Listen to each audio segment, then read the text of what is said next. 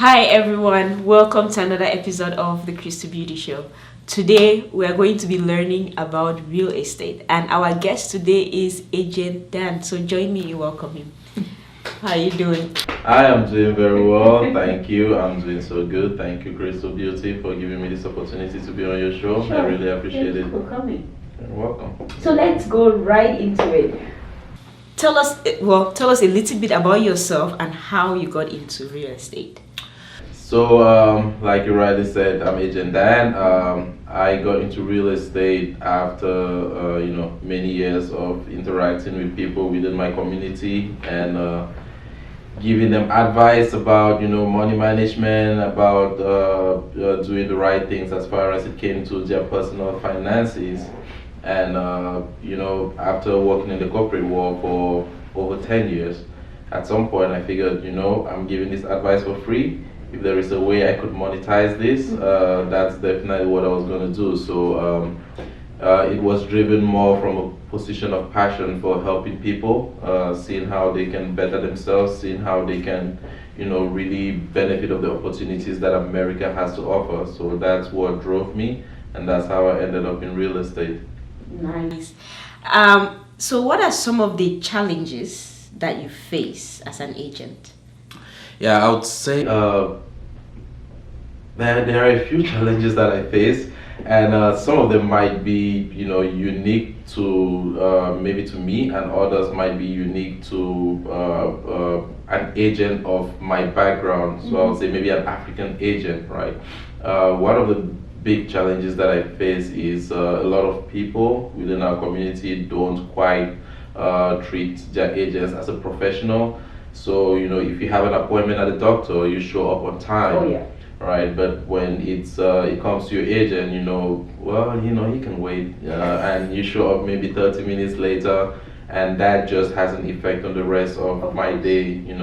So that's one of the big challenges, being able to have people understand that I am a professional, I work on a schedule, please be on time. And then one other thing which I think is not unique to me, I've heard the same from a few other agents within our community, is the fact that a lot of our people, they expect kickbacks. So hey bros, I'm gonna come to you, but I would like to get a portion of your commission, right? So it's not just you're rendering this service to me, but if I'm going to patronize your business, then I expect that when you make the money, probably I'm going to get 50% of it, in some cases. So you understand that is it can get frustrating sometimes. It almost feels like you're not valued, Yes. and it feels like you're not taken seriously. So those are just a couple of the challenges that I face. But I'm hopeful as a people who are continuing to get better. Our mindsets are improving. So it's a matter of time before that won't be an issue anymore. Okay. Yeah, I hope so. I certainly I'm praying on that one. So how do you go about building your client base? Sure. So that's an excellent question. I in my line of work, word of mouth is very vital. So it's organic for the most part. Say I help you, I were to help you in the process of buying your house, and a friend of yours, a sister, or whoever the case might be, ask you, hey, who helped you in this process, right? You'd say, Agent Dan helped me. So that it just grows organically from there. And I do rely on social media as well for marketing. So if you follow me on the different social media sites, Facebook, Instagram, or YouTube, you'll see that when there is something going on real estate related, or even sometimes a few personal things, right, self-improvement things that I'm doing, I do post them on social media. That way that awareness is created and people get to know more about me and more about what I do and how I can be of help to them. Okay. So why should I buy a house instead of renting? That's an excellent question. That's an excellent question, and I could talk from sun up to sundown about what would be, why you want to go that route, right? So think about it this way. Okay. When you rent, you never become an owner. right? No matter how long you stay in an apartment or whatever the case might be, if you rent in somebody's house, uh, that person will never come and say, you know what, you've been staying here for 15 years. Nah, I think you can maybe have half of this building now, like as your own, right? So you deprive yourself of the pride of ownership.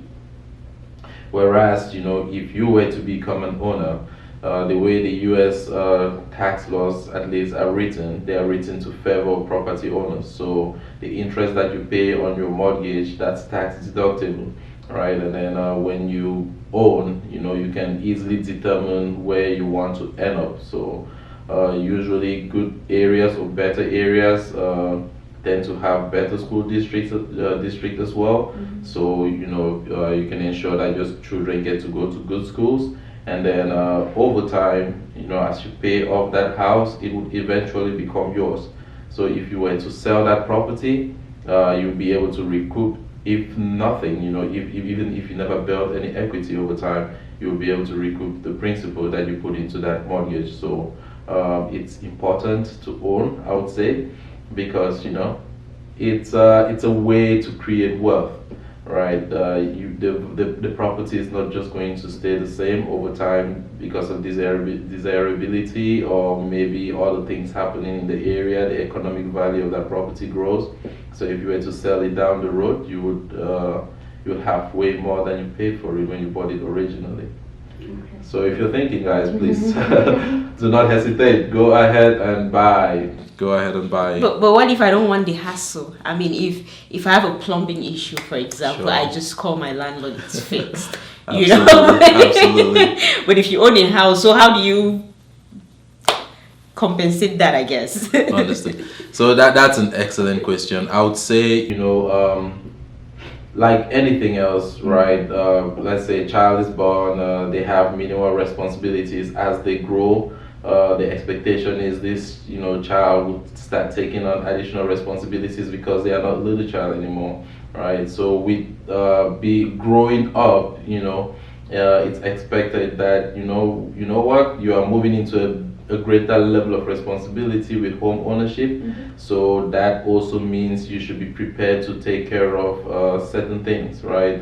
You have a plumbing leak, you have an electrical issue, your washer, goes out. That the expectation is for you to take care of it.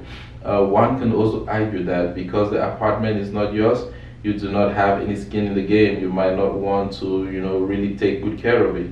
But with the house being yours, you are highly invested in that house. You will not want something to break and damage the house, because again, you're trying to maintain the value of that house. You're trying to make sure that it's well taken care of, such that when you do sell, you're going to get top dollar for the house. So it's the mindset at that point changes. Yeah, it's a completely different way of thinking. So yeah. Okay. Great question, though. Let's say I want to buy a house. What's the process like, and how long can that process take? Sure. Like, what are the things you put into consideration before you can give me such a timeline, basically? Sure. So first things first, right? At least in the US or most Western countries, the predominant factor is the lending side of things, because right now the average price of a home is $350,000, right?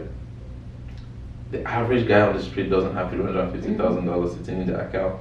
So you have to find a financial institution that's going to be willing to, loan you a portion of that, right?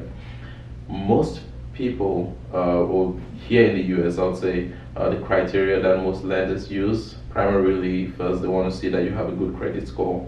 They want to see that you have a good job and you've maintained employment over a certain, number of years. They want to also see that your tax records are good, right? You've not been cheating on your taxes, or you're not saying you're earning one thing and the tax is something else. So if a lender looks at all those things and they make sense, then the lender is going to give you what's called a pre-approval. And with a pre-approval, then you contact a realtor like myself, and my job at that point is to find you a house. The lending side of things can go as quickly as you're able to provide the documents to your lender. So if your lender asks for, bank statements or your W-2 or your tax records from last year, if you're able to provide that to your lender quickly, within a day or two, you could get a pre-approval letter. Now, when it comes to finding a house, between me and you, it depends on what you like, right? And it depends on what's on the market. So if we went out there, we found your house right away, then ideally that process would take 30 to 45 days from contract to close. So your offer, I write an offer for you, it gets accepted. Within 30 to 45 days, we will close. It might be less, but typically 30 to 45 days, that's the time you can expect to be able to pick up your keys. Okay.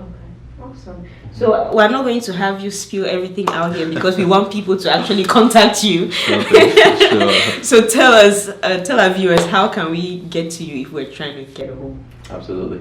So if you want to reach me, guys, I am on the different social media sites first. So if you go to Facebook, it's Agent Dan TX. That's T as in Tom, X as in X-ray for Texas, Agent Dan TX. Same thing on Instagram, Agent Dan TX.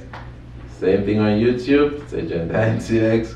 And my number is 682-360-6692. You can call me. I'll be more than happy to take your call and answer any questions you have, real estate related, finance wise. By the way, my background is in accounting, so money matters. Anything that I can help with, I'll be more than happy to answer your question. Awesome. Well, thank you so much for your time. I do appreciate you having me, Crystal Beauty. I'm definitely looking forward to another opportunity. Definitely, very soon. Alrighty. Maybe you help me get my first home. I hope so. You guys heard it, so. All right, guys. Thank you so much for watching. As usual, leave your comments, follow us on Twitter, like our Facebook page, and until next time, this is Crystal saying bye-bye.